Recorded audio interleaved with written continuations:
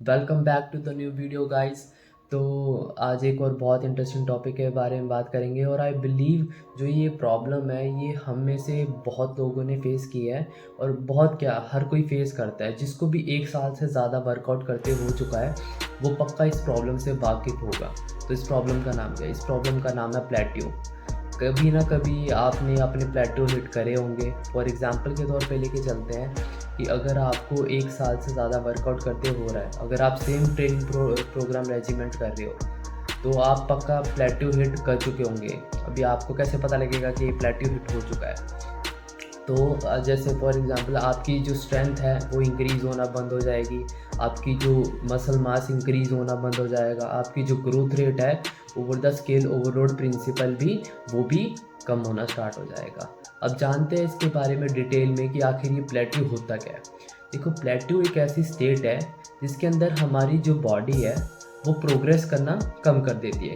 आपको बात समझनी पड़ेगी, जो हमारी बॉडी है वो एक बहुत ज़्यादा इंटेलिजेंट मशीन है। इतनी ज़्यादा इंटेलिजेंट मशीन है कि आप उसे कभी कॉम्प्रीहेंड नहीं कर सकते। जब जैसे कि अगर आप एक ट्रेनिंग प्रोग्राम को 4 हफ्तों तक उसको यूज़ कर रहे हो, 4 हफ्तों से लेके 8 हफ्तों तक आपने उसे यूज़ किया, अब आप देखोगे कि 90-10वें में हफ्ते में जाके आपको ये रियलाइज़ होगा कि आपका जो ओवरलोड प्रिंसिपल है, जैसे आप ज़्यादा वेट उठा पा रहे थे वो और ज़्यादा वेट उठा नहीं पाएंगे और उसके बजाय आप वेट कम करते चले जाएंगे। आपकी जो ग्रोथ रेट है वो भी कम हो जाएगा। और आप अगर अपने ट्रैक वगैरह करते होंगे तो आप देखोगे कि जो आपका वेट है, जो बॉडी वेट है वो भी ऊपर नहीं जा रहा। अगर आप फैट लॉस करो तो ये आपका फैट लॉस वो भी अच्छी तरह नहीं हो पा रहा। तो इसी स्टेट को हम प्लेट्यू कहते हैं।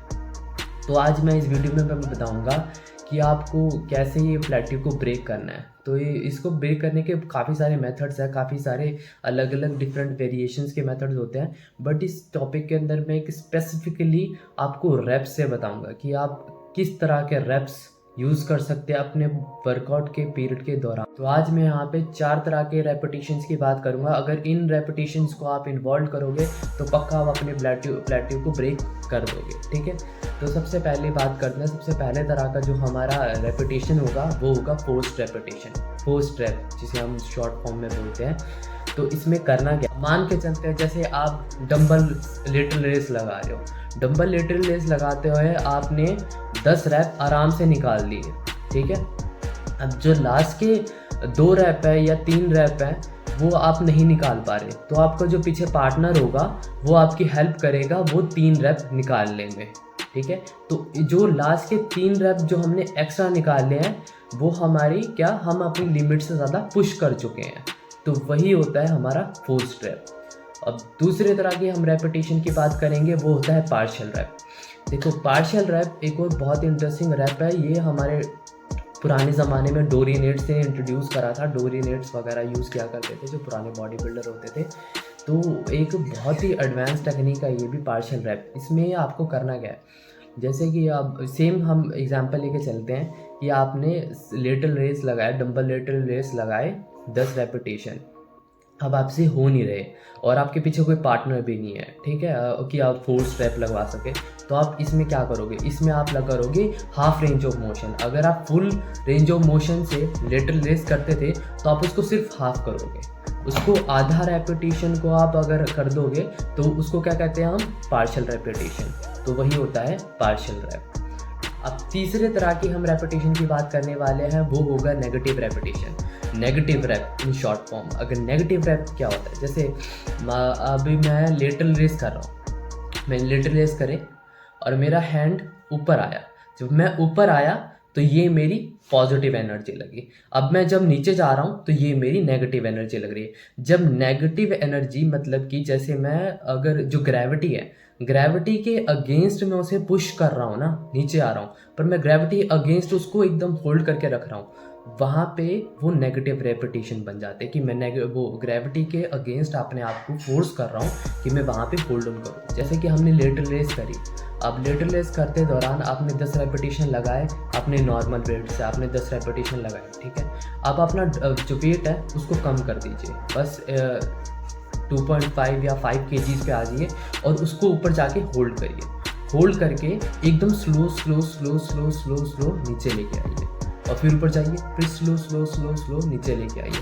अब जो हम नीचे स्लो लेके आ रहे हैं, हम नेगेटिव के अगेंस्ट अपना प्रेशर बना रहे हैं। जो नेगेटिव हम प्रेशर लगा रहे हैं वो ज़्यादा इफेक्ट करेगा हमारे मसल्स पे और जो हमारा प्लेटो स्टेट है वो ब्रेक हो जाएगा, ठीक है। अब चौथे पॉइंट के बारे में बात करेंगे, वो होगा हमारा rest pause repetition. Rest pause repetition एक और बहुत एडवांस तरह का रेपिटेशन हम कह सकते हैं कि इसको यूजुअली बॉडी बिल्डर्स बहुत ज़्यादा यूज़ करते हैं। तो इसके अंदर हमें करना क्या है, जैसे आप मान के चलते हैं कि आप बेंच प्रेस कर रहे हैं। बेंच प्रेस आपने 12 रेपिटेशन आप लगा लेते हैं 60-70 केजी से, ठीक है। आपको पता है कि आप 12 रेपिटेशन आराम से लगा लोगे। तो सबसे पहले आपने 10 रेपिटेशन नॉर्मली एकदम आराम से लगा लेने हैं।